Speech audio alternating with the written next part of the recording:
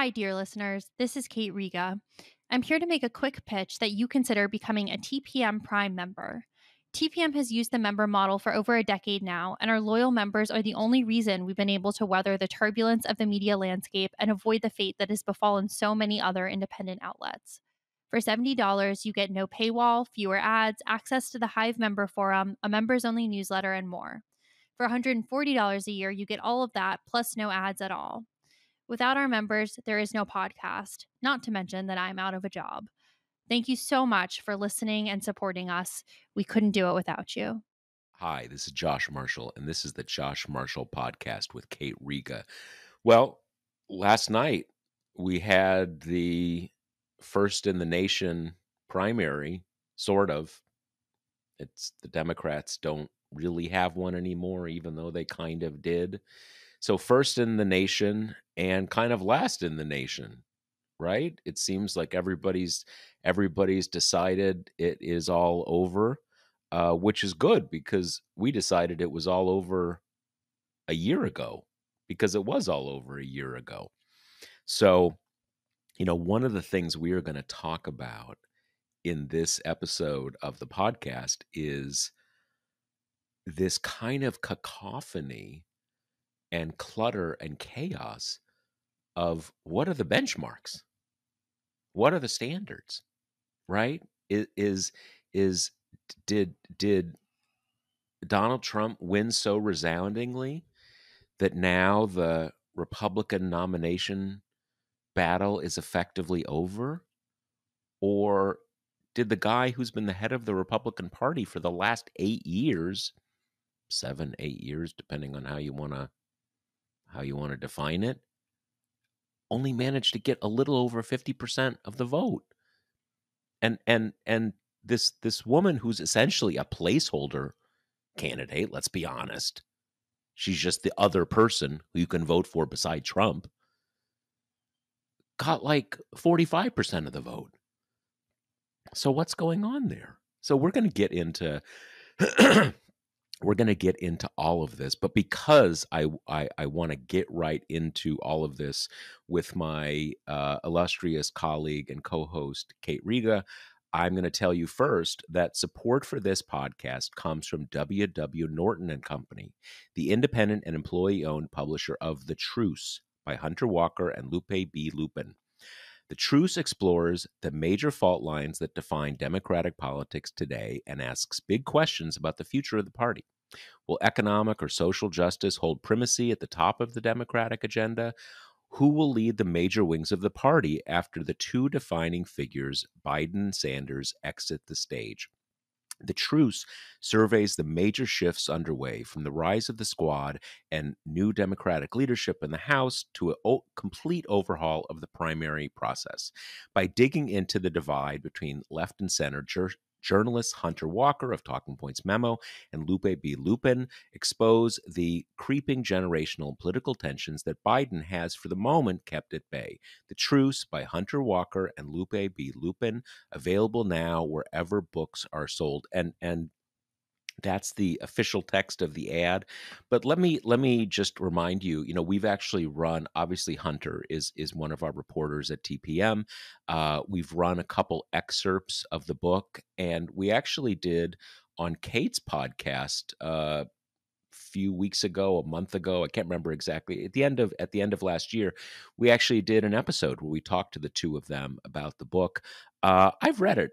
It's really quite good. I learned a lot of stuff about what happened in the primaries and the Biden Sanders stuff. So check it out. It's not just read an ad copy here. It's actually quite good. So with all of that. With all of those preliminaries out of the way, let's get down to this, Kate. So, you were doing the live blog last night. I wrote a bit. I wrote something during the day. I still cannot quite get my head around the idea that, and you just mentioned before we started that maybe the conventional wisdom is starting to shift a little bit. But having said that, or having previewed that, I still can't believe that people are saying, wow, Trump knocked it out of the park. This thing's pretty much done, when he only got a little over 50% of the vote in a two-person race. Like, when earlier today, I actually, just to refresh my memory, I looked it up, and that's about a 3-point percentage difference from the popular vote in the 2020 election Mm. between Trump and Biden. And that's sort of clarifying because, you know, obviously we don't have to go over the fact that obviously Biden won that election, and he won the popular vote by a decent margin, but like not a blowout. You wouldn't say, "Oh, Republican Party's pretty much done after this thing." So what have we seen over the last, dozen, 18 hours or so since this result has become clear? Let's talk about what's the vibe in the political world? What's the conventional wisdom? Yeah, it's funny because when I'm covering this stuff, in real time, like you said, I was doing the live blog last night. I don't really love to kind of read what other people are saying because it's really, really hard to have your own take once you've Absolutely. kind of been infected by the landscape. But Absolutely. this morning, I kind of did the rounds, and basically everyone does some version of like 5 takeaways from the New Hampshire primaries. And on basically all of these lists, from all the bigs, the Times, the Post, what have you, 5 was consistently, oh, by the way, this might belie some general election weakness for Trump. And then they get into the fact, like we saw last night, Haley took what, like 45% or 44% of the vote, 44 or 45. Yeah. I somewhere mean, like that. there's still a little counting, but in that, Right. In that range. ballpark. Yep. And then in Iowa, she and DeSantis combined took about 40 from Trump. And to me, it's just like, I mean, that's obviously really bad. I mean, can you imagine last night if Dean Phillips had taken anywhere in the 40s from Biden, despite the fact that he was not actively competing in the state and that they had done this little And wasn't on the ballot. right, and done this little, oh shit, we should probably like not have him lose. That would be a bad look. So they did this like last minute write-in thing. Like Yeah. if he had come anywhere close to that, it would have been sirens blaring from all angles about Biden is weak. He is not going to win. People want somebody else. And instead, for him, it was mostly just kind of the novelty aspect of like an incumbent president won a write-in campaign. Like, how strange. And I think the real conclusion from these numbers last night should be, okay, first of all, Dean Phillips, like this vanity project has run its course, right? I mean, to give him the absolute most generous perspective, let's say you buy everything that he's saying and that he's not just kind of like a rich guy who's won exactly 1 seat in Minnesota and thinks that is grounds for him to get a coronation. I'm like clearly giving away how I feel about him. But if you give him the most generous read, he was among Democrats who are worried about Biden's viability in this race. It's obviously a race with enormous stakes. He looked around. He tried to get other people to throw their hat in the ring. They wouldn't. So he stepped up and said, okay, I'll do it. And I think if you take that and kind of remove everything else, there is some amount of honor in that, I guess. However, at this point, he has now put himself out there as this alternative, and his entire pitch is like, I am exactly the same as Joe Biden and by any policy measure, but I am younger and thereby a safer candidate. People said no, right? Like overwhelmingly rejected. He was on the ballot. Biden was not. Obviously, we're still counting those write-ins, but, he got 20%. And he spent a ton of money and has been campaigning there nonstop. And Biden, I mean, look, at a certain level, does Biden have to campaign? We've all heard of him. We know he's president. We know he's president. So you don't want to overstate, but still, he hasn't been in the state, and that plays some role. And Yeah. It's funny though. I'll tell you. Yes, last night I was checking out the Union Leader website, and the Union Leader's been the sort of the marquee paper in the state forever.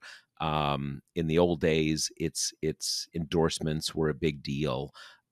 When I checked it out like 1 a.m. last night, and the thing is still blanketed with like "Own the Future with Dean" ads.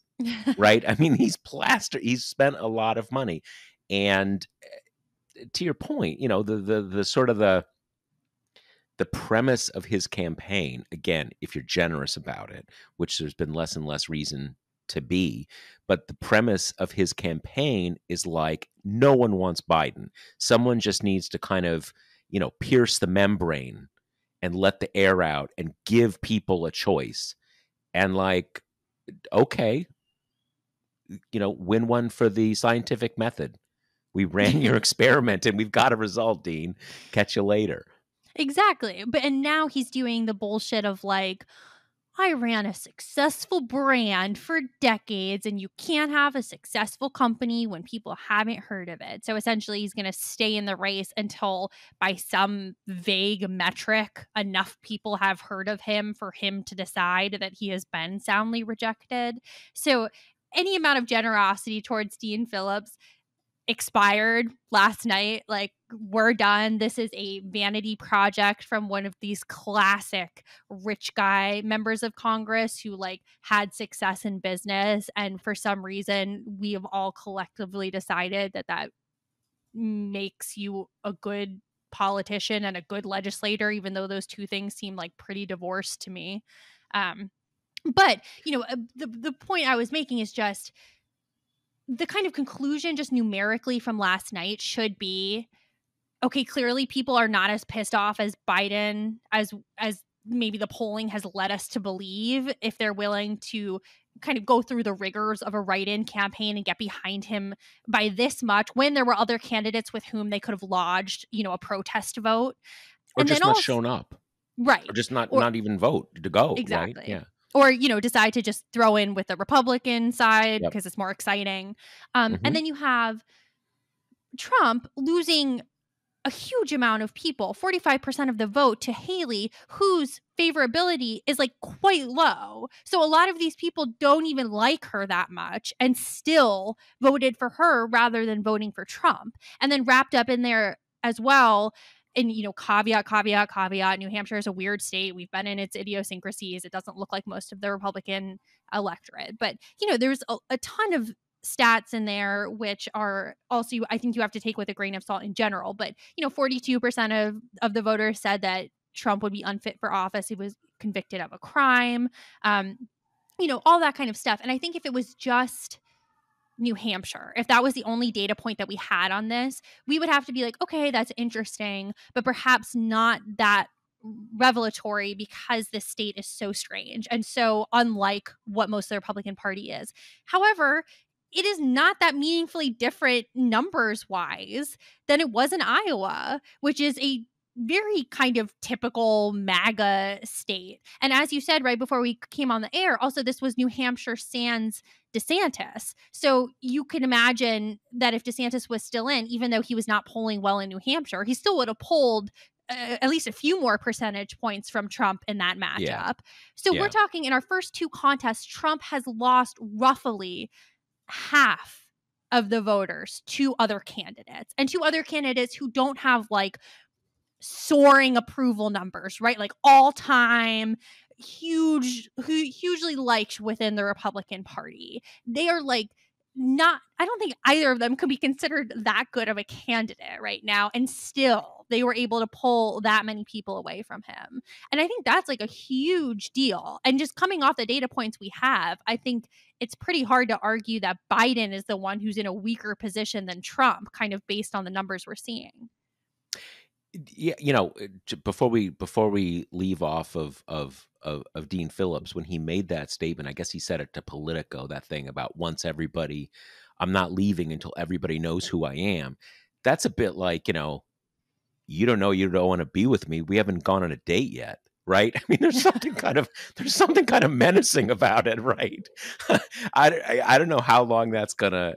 I don't know how long this kind of ego trip is gonna last for him, but I do think this is at least knocked him down for the count in any kind of framework of, oh, the huge anti-Biden thing he's gonna be the vehicle for it. But the other thing that came out about that was actually pretty instructive on this, on the whole, what is the nature of the discontent with Biden?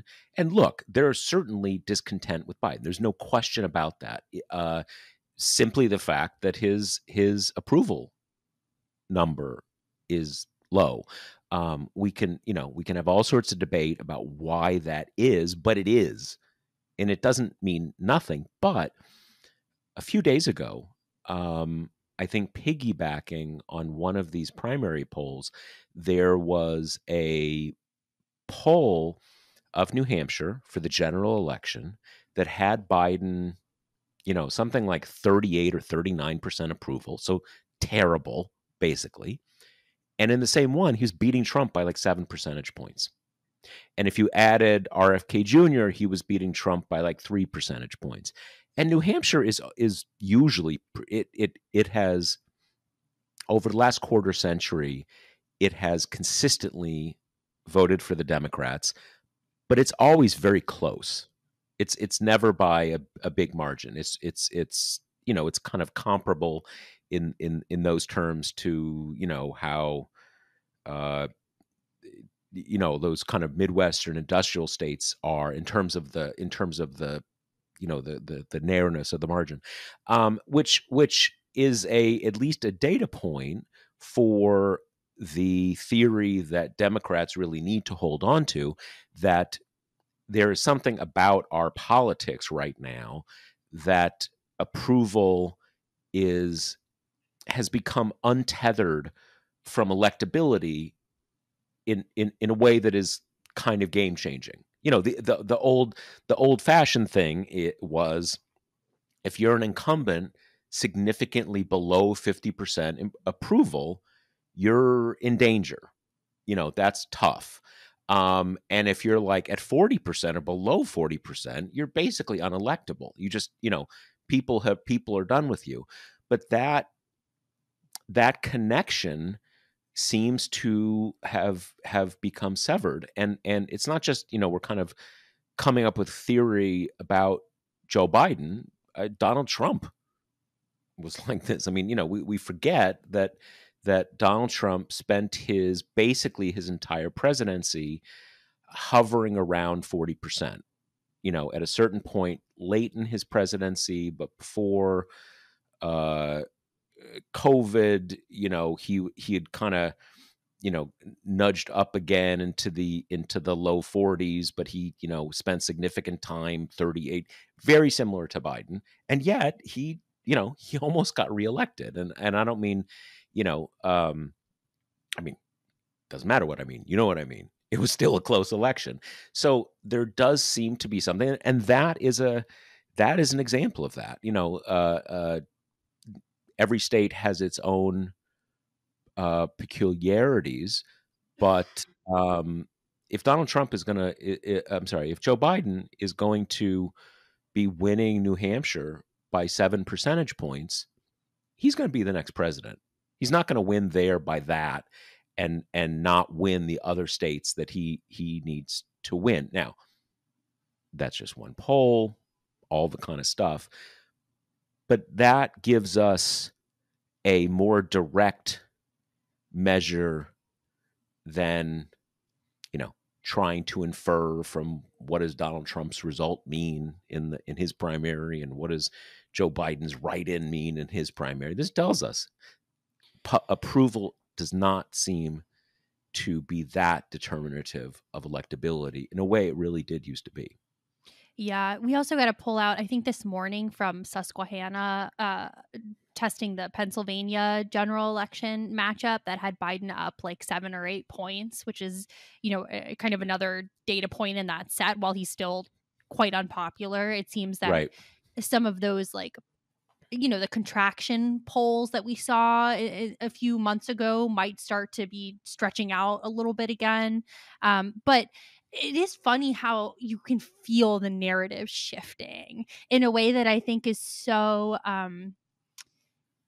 I think this is such a feature of elections that we don't talk about enough, that like reporters and outlets need, you know, dynamic movement. You need to write about things changing and new trends, because you can't just keep writing the same story over and over and over. And I don't mean to say that that's rooted in nothing, but I think the reality is that, especially right now in our current politics, where it seems like a landslide presidential election is, I don't know if we can like have that anymore. Maybe we Unimaginable. can. Yeah. Right. Maybe if you get, I don't know, some candidate who upends everything. But the way we are now, it's like you got 40 in one camp, you got 40 in the other camp, and then you're just fighting over who's in between. And like it's going to be roughly 50-50, you Or know? maybe even 45. Yeah, I'm I not think even that might sure be it's right. 40. Yeah. It's really like 45. And so yeah, you're I mean it is wild to think about. I believe in 1984, Ronald Reagan won every state. I mean, think about that. That's just unimaginable. Unimaginable, right? I Right. mean, are you going to have like you're going to have a Republican win Massachusetts, New York, Rhode Island, Maryland?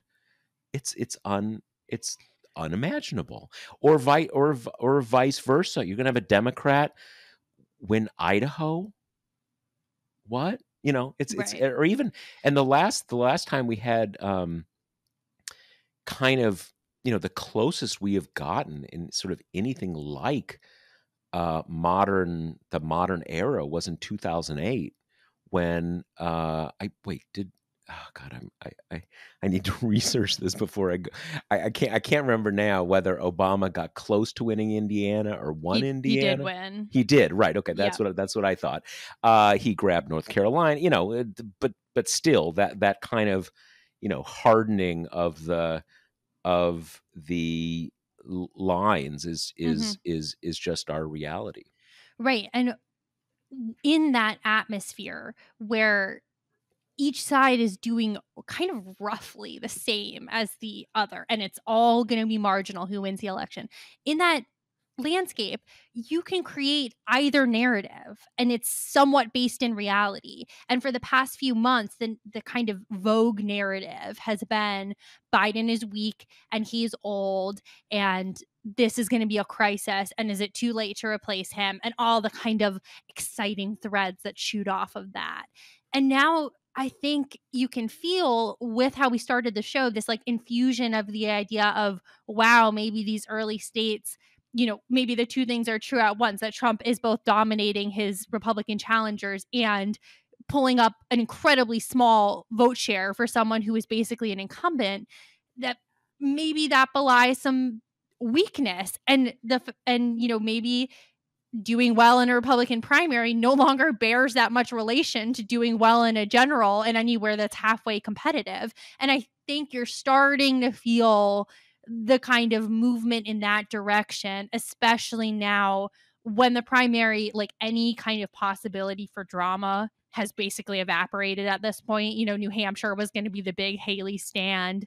She lost by double digits. It's, we can do all the gaming out we want from here. I know she is pretending like she's going to go have this big performance in South Carolina. Like, I would be frankly pretty shocked if she's still in the race by then. But by this point, we're in general mode, right? Like, for all intents and purposes, we are now in general election mode. And that is a place where Biden is unpopular, as you say. That might be increasingly attenuated from polling results. And then on top of that, gee whiz, Trump doesn't look very popular either.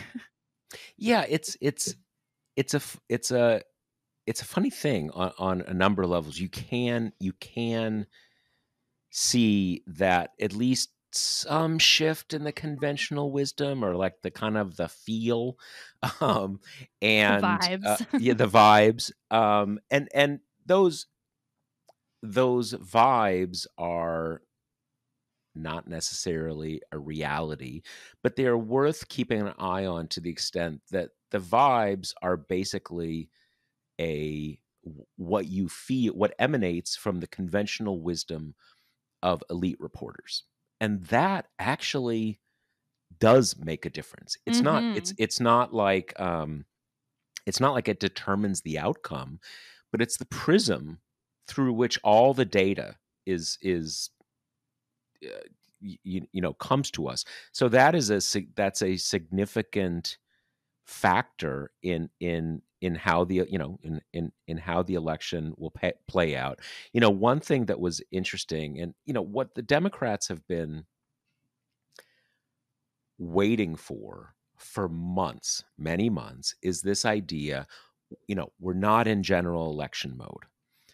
A lot of people don't get that.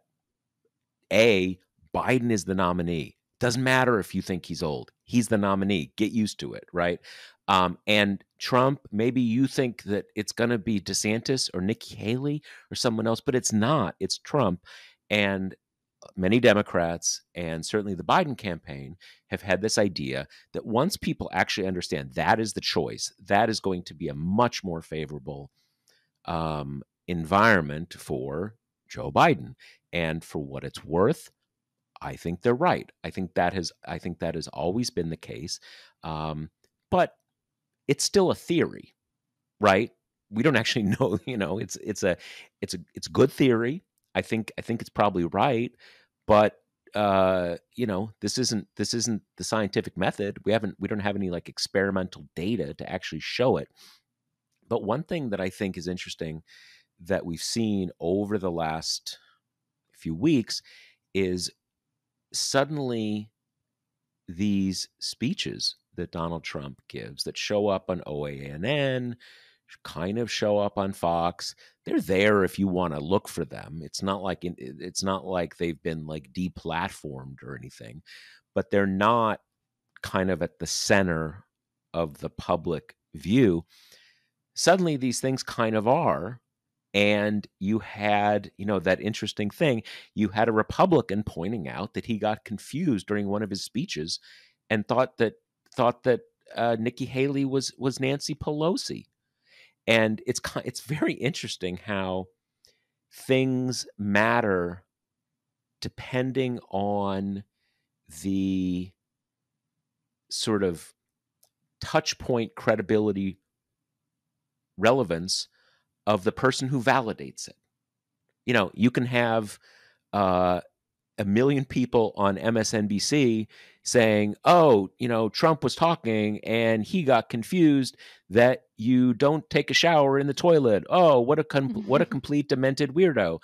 But because Nikki Haley said, "Maybe this guy isn't all there. He confused me with Nancy Pelosi. What the fuck?" And then suddenly reporters like, maybe Trump isn't all there anymore.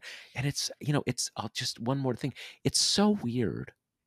The Republicans have done such a good job with this Biden stuff that people forget Donald Trump like invented presidential cognitive decline discourse, right? That's how we got to this thing. The whole Biden thing was just to kind of work the refs and kind of say everybody does it. Everybody's senile. Kind of, no kidding. He is kind of, for a man in his late 70s, he is robust in a way. He's kind of flailing his arms around and everything, but he's not all there, and he hasn't been for years. I mean, no kidding. And he brings up that dementia test that he passed, like, still frequently all the time in his speeches. But I totally agree. I think Nikki Haley's done this like heel turn, especially really in the past like week, where she started coming after him with some oomph in a way that neither she nor DeSantis had done, or honestly, Chris Christie had done up until this point. And the kind of crux of her argument last night, when she gave this like very early kind of pseudo victory speech, after coming in second of two, was both parties have an 80-year-old candidate. Whoever offloads theirs first is going to win. And the beauty of that argument is like, in some ways you can be like, oh, well, that is bad for Democrats. But I don't think you can get any worse for Democrats in terms of the Joe Biden is old narrative. Like, that has come from Republicans, they're water carriers in the media, people who don't consider themselves water carriers in the media. Like, it's come from everywhere. Like, Joe Biden is old is as universal of a narrative as you can get in American politics. But what Democrats is have basically conceded it. exactly.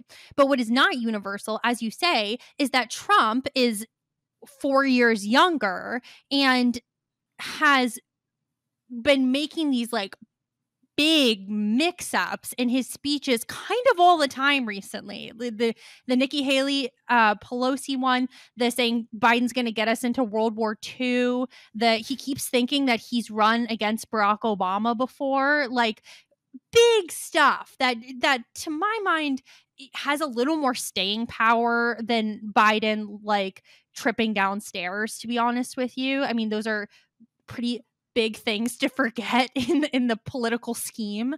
So the fact that her kind of leading argument now is like Trump is too old and he is losing it a little bit and he keeps saying things wrong, I think that's super damaging to him, and also filling in a bit of the void of Democratic complacency, because we shouldn't be waiting for Nikki Haley to make this argument. Like, this should have been blaring from, I mean, I know Democrats are disadvantaged in the media ecosystem. We talk about that all the time, but they're not without tools. And this should have been a much, much, much larger and more frequently echoed argument than it was. Like, they completely ceded that ground to Trump completely. That Biden is kind of like the doddering old guy, and Trump is like, as you say, the robust kind of like maybe too much manic energy person, even though, Exactly. Biden like rides his bike and is very kind of fit and like goes on these huge international gauntlet trips, and Trump is like has to take a golf cart where everyone else is walking and is getting everyone mixed up in his head. But anyway, I think if there is a completely self-serving argument for Nikki Haley staying in this race, it's that I think that argument will do tremendous damage. I think you can tell how damaging it is by how incandescently angry Trump was last night at his victory speech. And so, He it's was, funny that, he was like the only one who realized he hadn't done well. yeah, You know, I want to like get to Trump's reporters didn't get speech. it, but yeah, Yeah, yeah, yeah. I want to get to that in detail, but just to finish the point, it's funny that the whole time we were thinking that this was the role Chris Christie was going to play, right? That he was going to be the Trump pit bull. He was going to go after him and say things that every other Republican is too cowed to do. And here we are, end of January, and it seems like Nikki Haley is the only one who's going to even attempt to fill that role. And in the few times she's done it, I think it's been like quite powerful. I mean, I thought her speech last night was absolutely rousing. I don't think that changes anything for her political trajectory, but it's certainly kind of fulfills a big void on the Democratic messaging side. It does show again, and reporters are maybe for obvious. It's I was going to say maybe for obvious reasons, maybe for good reasons, but yes, good speech. But it also shows that in this, it's almost like a sort of a subsection of both sides journalism. If you, a Democrat, if you a kind of a liberal aligned person, say something that doesn't matter because you're on that side. It doesn't matter if it kind of makes a lot of sense. You're on that side. But suddenly reporters hear, and not just reporters, voters hear from like, wait, she's a Republican and she's saying that Donald Trump may be getting senile. Like, is he getting senile? Is that possible? I mean, it is kind of weird. There's not, she's not the first one to say this, but it suddenly everything kind of changes. And I do think that is part of why he was so upset last night. And it's part of his power that he has this relationship with the Republican Party. You cannot criticize him.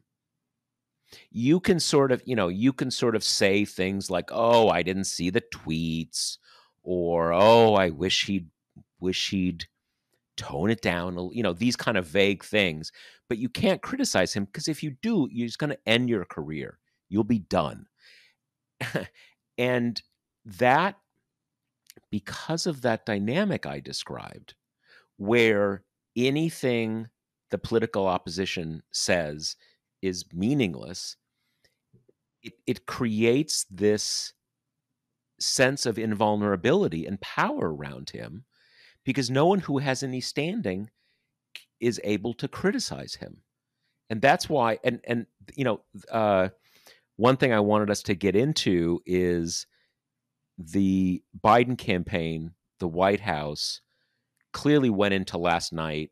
Even if Nikki Haley had won, they would have been saying, "Okay, this is done. He's the nominee. Let's do this thing," right? Because they want to move on to that binary choice. All right, we know that. But this is why, we're going to get there, right? It's okay if we get there in 4 weeks, but this is why having her around for a little while can actually serve some purpose for the Democrats, because she can surface things. And to your point, suddenly she says what kind of everybody's been saying for years, and everybody's like, whoa, Donald Trump may not have the acuity of a 25-year-old. I'm shocked, right? And who knows? Maybe she'll even, I don't know. Is she going to go there on the big lie? Who knows? Probably not. But who knows? Totally. And then she also has the effect of making Trump absolutely crazy, right? So it's both she's voicing the unspoken truths from the Republican world and provoking him by her very presence in the race. And because she's a woman and a woman of color, that he's going to completely go over the line, because that's who he is. And so it has the double-edged effect of kind of bringing out the worst in him, and then, like you say, airing these criticisms from someone who has the quote unquote believability that Democrats don't in the media's eyes. And so now let's get into the Trump speech, because that was something to behold. First of all, to just set the stage, if anyone didn't see the visual of it, he is at the lectern, and then he's flanked by all these people behind him, which include Trump children and aides and stuff, but smack dab behind him are his vanquished opponents from the primary. So it's almost like the deer's head on the wall kind of exactly. thing, right? And so he's got Vivek over one shoulder. He's got Tim Scott doing the most pathetic, he had his head at an angle so he would be visible to the camera, peeking around Trump's head the whole time. So that's how he comes out. And, just to remember, when we talked about this after Iowa, what was so striking about Trump's speech was how normal Politico person it was, going through all his family members that he was thanking, saying Haley and DeSantis had a good showing, blah, blah, blah. It was a totally kind of normal speech, clearly born of people telling him you need to be a little bit more normal. If he got that advice last night, he did not take it, because he came out, and remember, Haley had spoken really early in the evening, only, probably maybe 20% of the vote at best had been counted by that point. And she had given this kind of quasi victory speech where she was like, we got almost half the vote, on to my beloved South Carolina. So that had already all happened by the time he came out. And he was just furious. He called her an imposter. He was mad about her speech. He was mad about her dress, her but not very fancy dress. The chutzpah that she was staying in the race even though she had lost. That was the kind of predominant theme. And then after he did his usual kind of cold calling to make people give obsequious speeches about him, which included the Vivek, you only get 1 minute and 30 seconds, which was objectively the most hilarious part of the speech.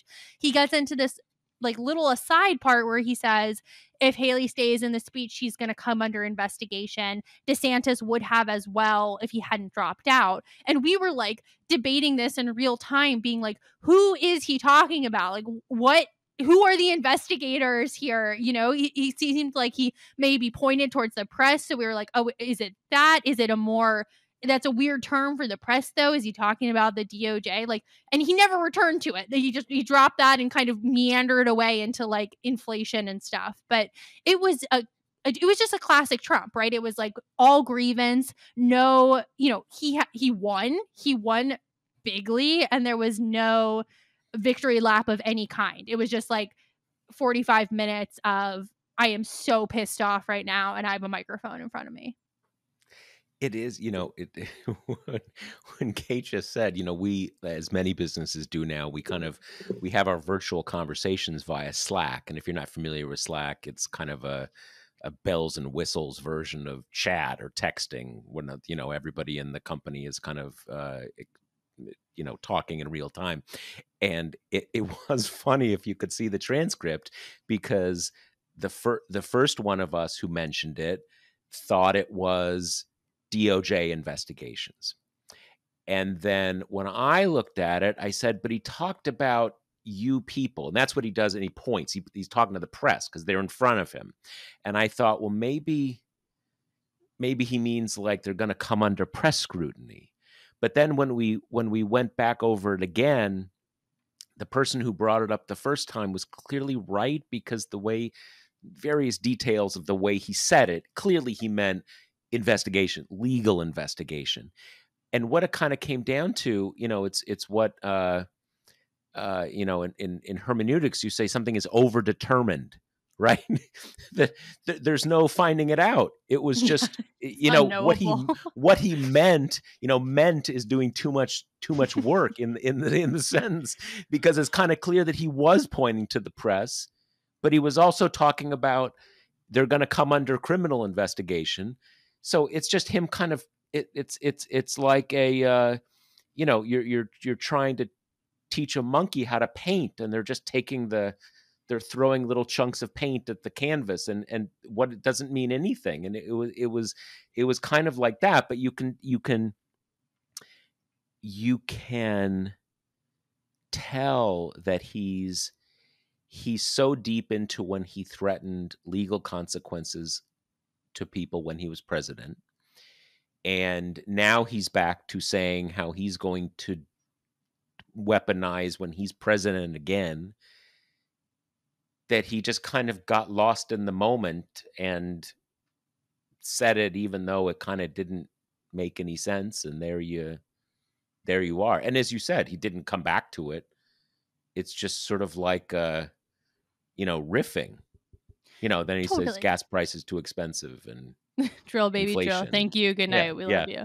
Yeah. And I mean, it's so revealing of his id, right? It's like we keep getting these like big sweeping statements from him about how he wants to do all this vindictive legal stuff day one. You know, he wants to be a dictator. And the thing is, that's never been hyperbole. Like, as soon as he sniffed at the chance of being president, you know, that created a world in which he doesn't just have to kind of go after his enemies with lawsuits and stuff. Like, he now has all these greater apparatuses to punish people with. And that is, I mean, it's obviously just that it's such a short step from like, she pissed me off by not dropping out of the race, to my natural instinct is to like weaponize the DOJ against her, or whatever other kind of law enforcement entity he like has at his disposal. I mean, it's totally, the problem with Trump has always been that these absolutely shocking kind of authoritarian instincts are out in the open. Like, he's never tried to hide them. This is just how he thinks. He thinks that because DeSantis, who, by the way, endorsed him like 4 days ago after being ritually humiliated by him for months, still he's pissed him off too much, like into the gulag with him, right? And then Haley having the nerve to criticize him and not to drop out when he wants her to drop out, like that makes her kind of liable for the greatest punishment he could muster. We have yesterday I did a post where I basically said, should the question, should Democrats hope that this drags on a bit or Trump's the nominee, what we were sort of alluding to a few minutes ago about what the White House wants and everything. And what I basically said is kind of like both are fine, you know, just you can go into primary night with a sort of a calm equanimity that any outcome on that side is fine. And I heard from a South Asian American reader who basically said, I hope she does well because I want to see this go on because Trump will go so feral and he will say so many awful things uh, that it will hurt him. Not hurt him that much, but everything's relative, right? Kind of, and I don't know. It was just sort of, it was just sort of uh, revealing to me of the world we are in, and you can see. I mean, you can't. Uh, of course he will. Of course he will. That's who he is, and she is. He has had various women over the last 8 years stand up to him in various ways. We know how he reacts. We know how he reacts to anybody who defies him, and that it adds to the equation if it's a woman, if the woman isn't white, et cetera, et cetera, et cetera. But he has not had a woman running against him in this way. I mean, he went toe to toe with Nancy Pelosi, but Nancy Pelosi was not running against him, was not in a political contest with him. And I do think if she can keep herself credible to the point where reporters will keep treating this as a race as opposed to kind of like a Dean Phillips kind of nonsense thing, that it'll get pretty ugly pretty fast. I think the Nancy Pelosi thing was so revealing of how his mind works because he has a file up there just called like bitches, right? And it's like Nikki Haley and Nancy Pelosi. I mean, I'm sure he'll call her Hillary in like the next few days. It's going Yeah. to happen. Yeah, totally. I mean, and I want to reserve like just a couple minutes for giving the award of like Wraith of the Night because It was so everything. bad. I know where you're going. Okay, Tim Scott Tim Scott, this man who's like known around the Hill as nice, everybody likes him, blah, blah, Nice blah. Tim Scott. Yeah, big smiley Tim Scott. So he like kicked off his week with this slapdash engagement to this woman who kind of came out of nowhere right around the time that the old right-wing rumor mill was like, well, can't have him as VP if he's got the gay, that's not going to work. And then all of a sudden he like conjures this girlfriend kind of out of nowhere. And then within the year has proposed. So he proposes to her over the weekend, jets off to New Hampshire to be here for the rally, caps this experience by Trump trying to bait him into saying that he hates Nikki Haley because he's like, you're a South Carolinian, you endorse me and not her. Like, wow, you must really hate her. And then And she made you senator. right, That was like the kicker. Yeah. Tim Scott scuttles around Trump to the microphone and goes, "I just love you." And Trump's like, "Oh yeah, that's why he's a good politician. He's a good politician." And it's just like, oh my God, like the depths that people are willing to stoop for this man and to hold power in the world in which he's king. It boggles the mind. It was I was actually, and it's funny, when I was walking back from the office to come back to record the podcast, I was feeling sad about him. Like I like, and not like I particularly care about Tim Scott. I mean, he's not, I don't really have particular feelings one way or another. But and look, who knows what his private life is? It obviously doesn't matter, shouldn't matter. It probably does matter in that party. But I mean, my recollection of the chain of events here is that he endorsed Trump. Trump made a throwaway line about, wouldn't he might be a good vice president, something like that. The next day, he, uh, tweets out these pictures of him proposing to this girlfriend who, where is she from? Who is she? And then that little event in New Hampshire last night, and you're sort of like, you know, uh, it's not that I thought like Tim Scott was the future before, or sort of like, wow, I've never seen a better senator, but like, he's a United States senator. He's no longer an appointed senator. He's one in his own right. It's not nothing to be an African American senator from South Carolina, and like just what he has submitted himself to over the last few days. It's just it's just remarkable what people will do for this guy. It doesn't stop being remarkable, even after years of watching it. It's just and it's so funny. Sometimes I will be in conversations with some very hardcore Trump people, and it wells up within me to say, it's one thing that you have this really uncivic, undignified devotion to another person, a political figure. And it's Donald Trump. Like, 8 years in, I still can't get my head around that.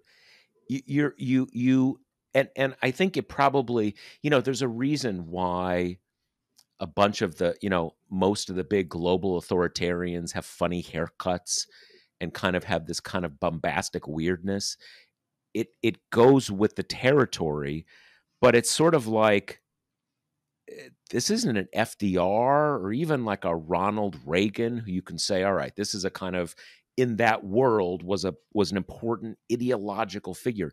It's this ridiculous person, and you're willing to you're willing to do this. And one kind of more point about this, we were talking early in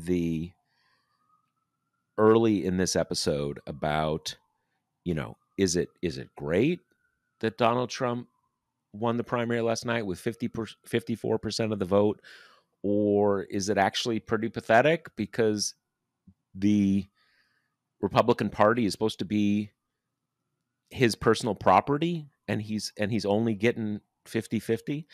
And what it brings me back to, it goes back to this thing that Will Salatan said back in 2016 about, the GOP is a failed state and Donald Trump is its warlord. It's still kind of that same thing.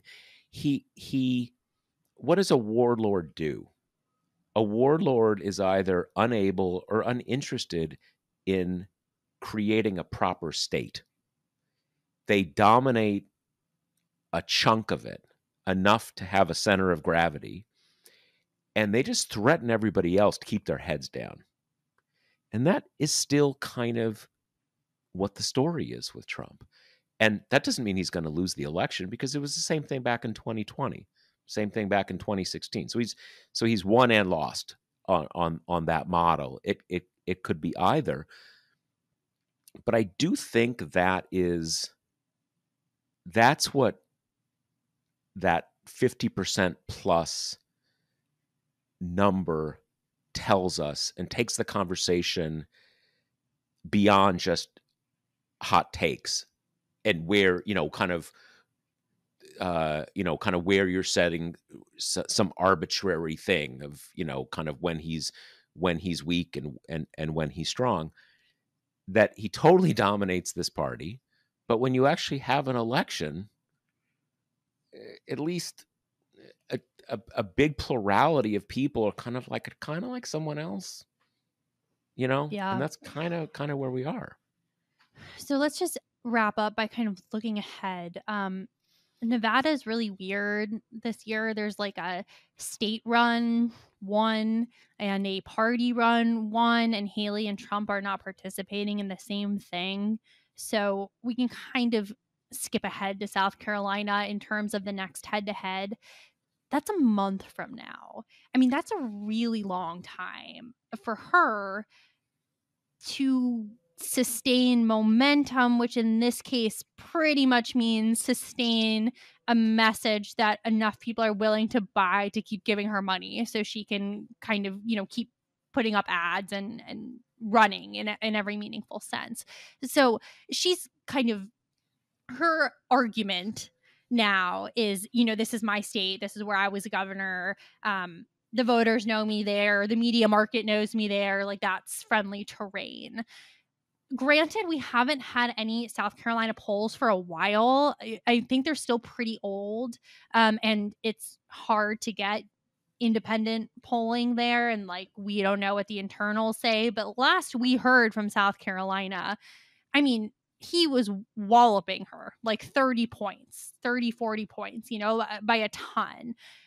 And to me, it's just, if, unless New Hampshire ushers in some kind of big change in those dynamics, gives any indication that she won't just be like totally humiliated in her home state, it's kind of like, why would she do that? Right? I mean, to some extent, if she kind of gets out now or now-ish, it's like she had a coherent argument, at least, right? She kind of made her stand in the state where she had the best chance of doing well. And then she realized there was not an appetite for a Trump alternative, and then she kind of bows out. And then I still think she can do the kind of like, donor class Republican thing that these kind of vestiges of the old guard Republican world can do, where she, will be on like the board of Raytheon and can participate in those, like how colleges like to have prominent Democrats and prominent Republicans like come in and talk to students. Like, she can do all that kind of stuff still. Her pissing Yeah. off Trump, I don't think like ruins her political future the way that maybe DeSantis has like endangered himself a bit more in that way. But it's hard to see what is the prize for her in getting humiliated in South Carolina and then, then dropping out, when like the next state in which she can probably be actually competitive is probably like Virginia, which isn't until Super Tuesday. Yeah, I don't it's a really good question, and I think, as we saw a few days ago, uh Ron DeSantis and his people were absolutely guaranteeing he was in the race for the duration until he dropped out. And so we could it's entirely possible we could hear from her 2 days from now that she's dropping out, and that's just, you take a few days and you do that. I somehow I don't quite get the feel that's gonna happen, and Mm-hmm. I really can't point to any objective evidence why that's the case. I was honestly a little surprised that DeSantis got out before New Hampshire, although, he was doing poorly, all that kind of stuff. I don't know. She does seem to have the bit in her teeth a bit now.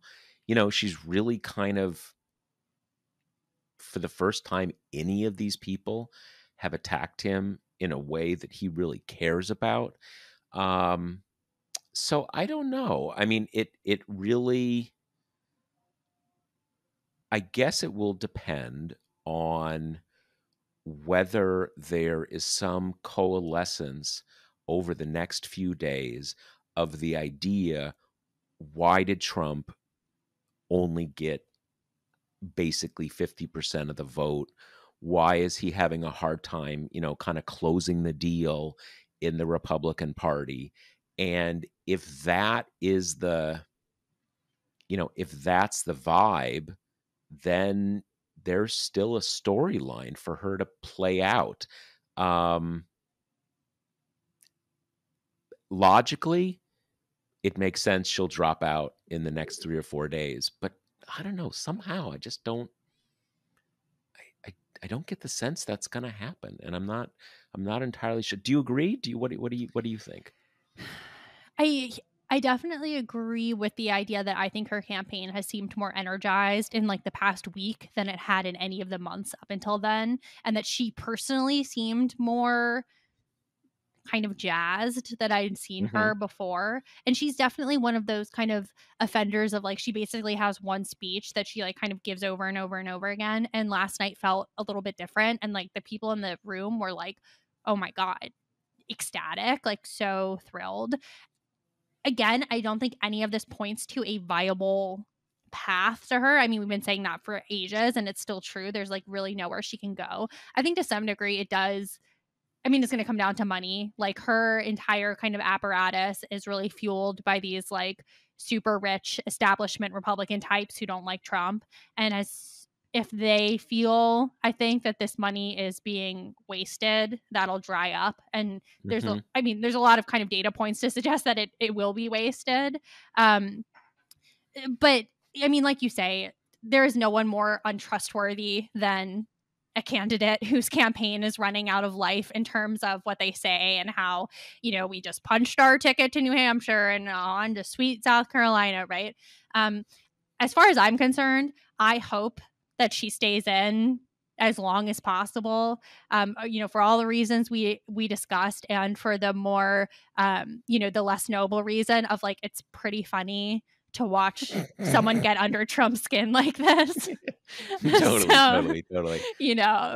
I'm pick Nikki all the way here. Keep rolling, Nikki. The one thing that I on the money front, and this is something maybe you or I can look into this, and something that listeners can keep an eye on. There was that kind of weird story a couple months ago where there was, kind of a lot of bells and whistles that she was now the official candidate of the Koch network. Mm-hmm. Whatever that thing is, and that the Coke operation really does work like an operation. If whatever secret committee sticks with that, that's probably more than enough money to keep her, going over the next month. Because look, what are you talking about? You're talking about several $1 million to kind of make that doable, depending on how many TV ads you want to run. And I could actually see those people maybe kind of thinking, let's keep it going a little bit longer. It never really made any sense to me why they did that in the first place, or what they were trying to accomplish with it, or frankly anything, because it has been clear to anyone with their eyes open for months, for really a year, that he's going to be the nominee. But that's really kind of the thing. I wonder if that is, and I just haven't seen any follow up reporting on that. If that's still operative, I bet she can. I bet she can keep funding it. So maybe we'll know more about that by next week, or maybe she'll drop out tomorrow. In which case the Yeah. whole thing is moot. To me, the biggest data point is just I don't think that she wants to get decimated in South Carolina. Like I think that would be emotionally difficult for her. So, but a month is forever in a political campaign. So we'll kind of see how the winds shift over these next few weeks. Absolutely, absolutely. Okay, well that is that's our report on the first and perhaps last actual primary contest of this election season. So we will be back to you next week with a follow on of the, what the true after action on the New Hampshire primary, whether we still have some version of an active campaign on the Republican side. So we're going to talk to you next week. All right. See you then. Later.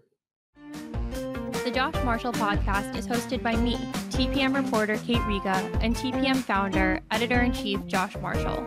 The show is produced by Jackie Wilhelm. Thanks to Why Not Jansfeld for our podcast theme song, and thanks to all our TPM members who make this possible. Rate and review us on Apple Podcasts, and subscribe wherever you listen.